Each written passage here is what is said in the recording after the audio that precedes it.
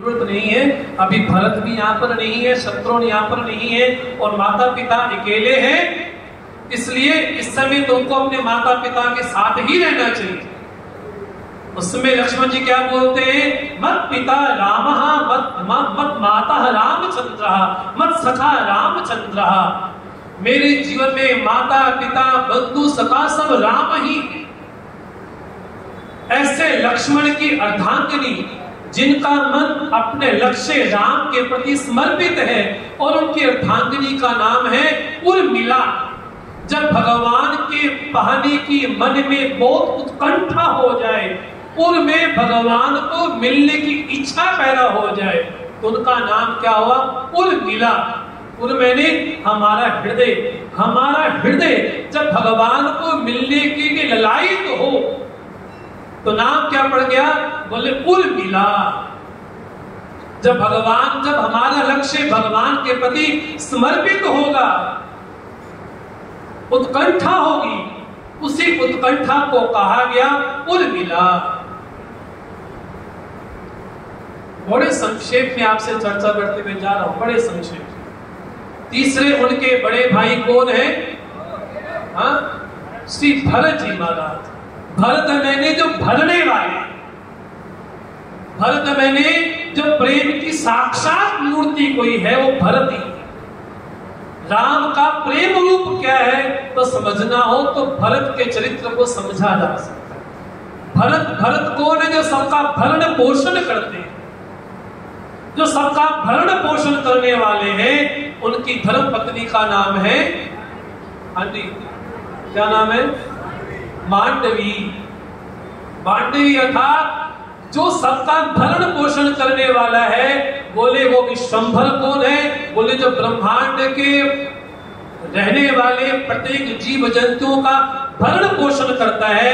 ऐसे मांडवी अर्थात जो ब्रह्मांड में रहने वाले संपूर्ण चराचर भूत प्राणियों का जो भरण पोषण करे, बोले ऐसे भरत का जो साक्षात स्वरूप है वो प्रेम ही है।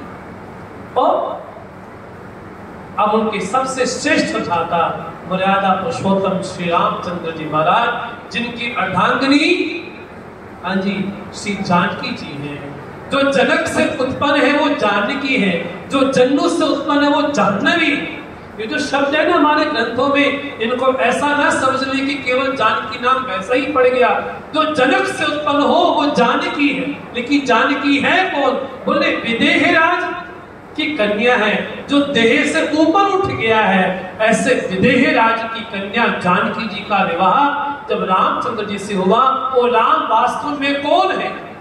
जब वशिष्ठ जी ने राम जी का नामकरण किया तो राम कौन है, बोले सीकते त्रैलोक सुवासी, जो जिसकी बूंद मात्र से संपूर्ण भूत प्राणी तृप्त हो जाते हैं। इस राम जी की अर्धांगिनी का नाम जानकी है। इसलिए अगर सनातन को समझना हो तो राम को समझना होगा, जानकी जी को समझना होगा।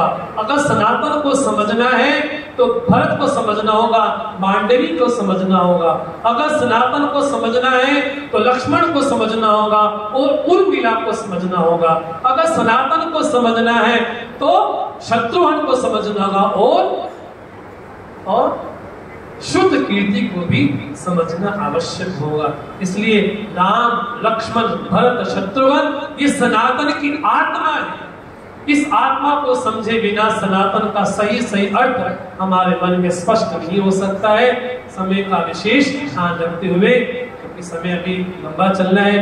अभी पूज्य राजन जी आपके समक्ष भगवान की चर्चा विशेष भी करेंगे और कुछ ही समय के बाद महामंडलेश्वर पूज्य चरण श्री धर्मदेव जी महाराज हमारे समक्ष विद्यमान होंगे। उनका भी हम प्रवचन प्रारंभ सुनेंगे। सौभाग्य से इन्हीं शब्दों के साथ